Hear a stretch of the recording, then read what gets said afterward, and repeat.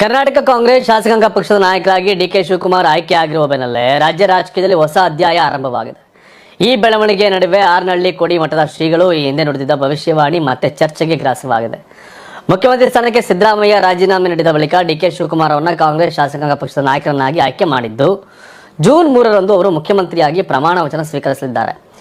ಈ ರಾಜಕೀಯ ಬೆಳವಣಿಗೆಯ ನಡುವೆ ಹಾಸನ ಜಿಲ್ಲೆಯ ಆರ್ನಹಳ್ಳಿ ಕೋಡಿ ಮಠದ ಡಾಕ್ಟರ್ ಶಿವಾನಂದ ಶಿವಯೋಗಿ ರಾಜೇಂದ್ರ ಸ್ವಾಮೀಜಿಗಳ ಹೇಳಿಕೆಗಳು ಮತ್ತೆ ಮುನ್ನೆಲೆಗೆ ಬಂದಿದ್ದು, ಅಧಿಕಾರ ಹಸ್ತಾಂತರದ ಕುರಿತು ಮಾತನಾಡಿದ್ದ ಶ್ರೀಗಳು ಖಜಾನೆ ಲೆಕ್ಕಾಚಾರದ ನಂತರವೇ ರಾಜಕೀಯ ಬದಲಾವಣೆಗಳು ನಡೆಯಲಿವೆ ಎಂದು ಹೇಳಿದರು.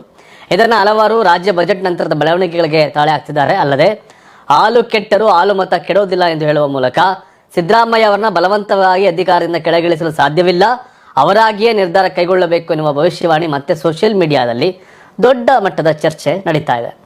ರಾಜ್ಯದಲ್ಲಿ ನಾಯಕತ್ವ ಬದಲಾವಣೆ ನಡೆದಿರುವ ಹಿನ್ನೆಲೆಯಲ್ಲಿ ಕೋಡಿ ಮಠದ ಶ್ರೀಗಳು ಈ ಹಿಂದೆ ನೀಡಿದ್ದ ಭವಿಷ್ಯವಾಣಿಗಳ ಕುರಿತು ಸಾಮಾಜಿಕ ಜಾಲತಾಣಗಳು ಹಾಗೂ ರಾಜಕೀಯ ವಲಯದಲ್ಲಿ ಮತ್ತೆ ಚರ್ಚೆ ಜೋರಾಗಿದೆ. ಒಟ್ಟಾರೆ ಡಿಕೆ ಶಿವಕುಮಾರ್ ಸಿಎಂ ಆಗುತ್ತಿರುವ ಬೆನ್ನಲ್ಲೇ ಕೋಡಿ ಮಠದ ಶ್ರೀಗಳು ಈ ಹಿಂದೆ ನೀಡಿದ್ದ ಹೇಳಿಕೆಗಳು ಮತ್ತೆ ಚರ್ಚೆಗೆ ಕಾರಣವಾಗಿದ್ದು, ರಾಜಕೀಯ ಬೆಳವಣಿಗೆಗಳೊಂದಿಗೆ ಏನು ಆಚೆ ಚರ್ಚೆ ನಡೀತಾ ಇದೆ. ಬಟ್ ಒಂದು ವಿಷಯ ಅಂದರೆ ಇವರು ಹೇಳಿದ್ದು ಒಂದಷ್ಟು ಕಡೆ ಸುಳ್ಳಾಗಿದೆ. ನರೇಂದ್ರ ಮೋದಿ ಮತ್ತೆ 3 ಹೆಸರು ಅಧಿಕಾರಕ್ಕೆ ಬರೋದು ಕಷ್ಟ ಅನ್ನೋ ರೀತಿ ಹೇಳಿಕೆಗಳು ಕೊಟ್ಟಿದ್ರಪ್ಪ. ಅವ್ರು ಮತ್ತೆ 3 ಹೆಸರು ಪ್ರಧಾನಿ ಆಗವ್ರೆ. ಒಂದಾಗತ್ತೆ ಒಂದು ಹೋಗುತ್ತೆ. ಈಗ ಡಿ ಕೆ ಸಿದ್ದರಾಮಯ್ಯ ಅಂತ ಡಿ ಕೆ ಅವರೇ ಆಗಬೇಕಾಗಿತ್ತು. ಲೈಕ್ ಮ್ಯಾಕ್ಸಿಮಮ್ ಅವಕಾಶಗಳು. ಸೊ ಹಾಗಾಗಿ ಈ ಜ್ಯೋತಿಷ್ಯ ಭವಿಷ್ಯ ಅವರವ್ರ ನಂಬಿಕೆಗೆ ಬಿಟ್ಟಿದ್ದಷ್ಟೇ.